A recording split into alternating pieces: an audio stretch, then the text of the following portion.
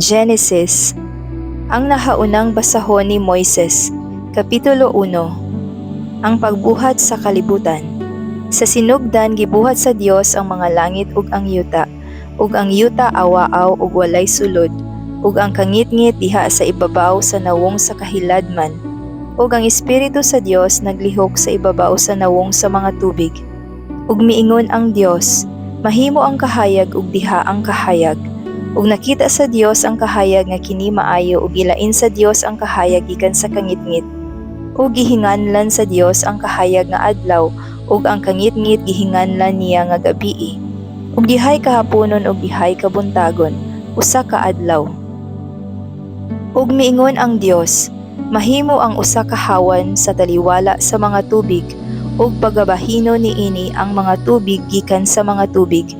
Ug gibuhat sa Dios ang hawan ug gilain ang mga tubig nga diha sa ilalom sa hawan gikan sa mga tubig nga diha sa ibabaw sa hawan ug nahimo kini.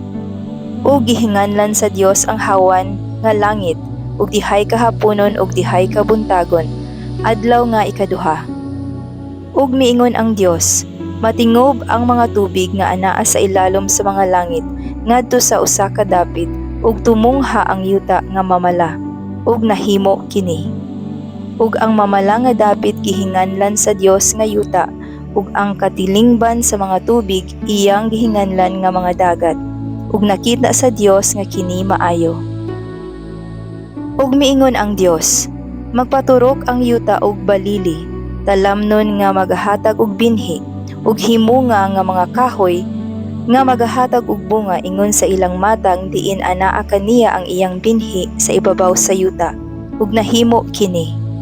Ug ang yuta nagpaturok og balili, talamnon nga nagahatag og binhi ingon sa ilang matang, ug mga kahoy nga nagahatag og bunga nga maoy binhi niini ingon sa ilang matang, ug nakita sa Dios nga kini maayo.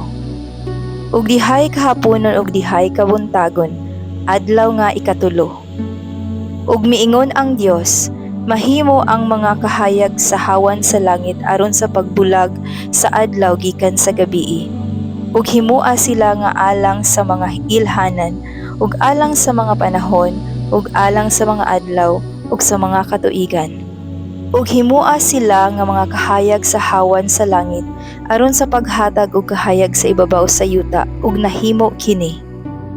Ug gibuhat sa Dios ang duruha ka dagkong mga kahayag, ang labing dakong kahayag sa paghari sa adlaw ug ang labing jutay nga kahayag sa paghari sa gabii. Gibuhat usab niya ang mga bituon.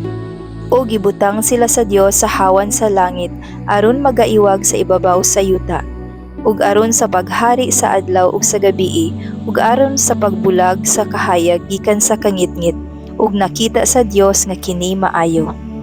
Ug dihay kahaponon ug dihay kabuntagon, adlaw nga ikaupat.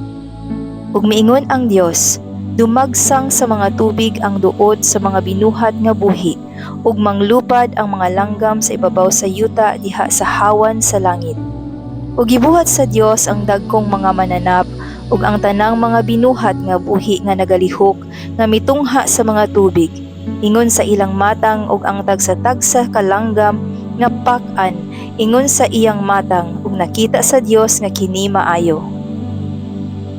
Ug gipanalanginan sila sa Dios nga nagaingon, sumanay ang ug dumaghan kamo, ug pun-on ninyo ang mga tubig sa mga dagat, ug padaghanon ang mga langgam sa yuta. Ug dihay kahaponon ug dihay kabuntagon, adlaw nga ikalima. Ug miingon ang Dios, magpatubo ang yuta ug mga binuhat nga buhi ingon sa ilang matang, mga kahayupan ug mga butang nga nagakamang sa yuta, ug mga mananap sa yuta ingon sa ilang matang, ug nahimo kini. Ug gibuhat sa Dios ang mga mananap sa yuta ingon sa ilang matang, ug ang kahayupan ingon sa ilang matang, ug nga tanan nga mananap nga nagakamang sa ibabaw sa yuta ingon sa ilang matang, ug nakita sa Dios nga kini maayo. Ug miingon ang Dios, buhaton nato ang tawo sumala sa atong dagway, ingon sa kasama nato. Ug maggabuot sila sa mga isda sa dagat ug sa mga langgam sa kalangitan, ug sa mga kahayupan ug sa tibuok nga yuta, ug sa tanan nga nagakamang sa ibabaw sa yuta. O gibuhat sa Dios ang tao sa iyang kaugalingong dagway. Sa dagway sa Dios gibuhat niya sila, lalaki ug babayi iyang gibuhat sila. O gipanalanginan sila sa Dios ug miingon ang Dios kanila, sumanay ug dumaghan kamo, ug pun-on ninyo ang yuta ug magagahom kamo niini, ug magbaton kamo sa pagbulutan sa ibabaw sa mga isda sa dagat ug sa mga langgam sa kalangitan, ug ibabaw sa tanan nga binuhat nga buhi nga nagalihok sa ibabaw sa yuta. Ug miingon ang Dios, tan-awa, gihatagan ko kamo sa tanan nga balili nga nagahatag og binhi nga anaa sa ibabaw sa nawong sa tibuok nga yuta, ug sa tanan nga kahoy nga may bunga sa kahoy nga nagahatag og binhi aron alang kaninyo kini mahimong kalanon, ug sa tanan nga mananap sa yuta ug sa tanang langgam sa kalangitan ug sa tanang butang nga nagakamang sa ibabaw sa yuta nga adunay kinabuhi, gihatag ko ang tanan nga balili nga lunhaw aron ilang kanon, ug nahimo kini.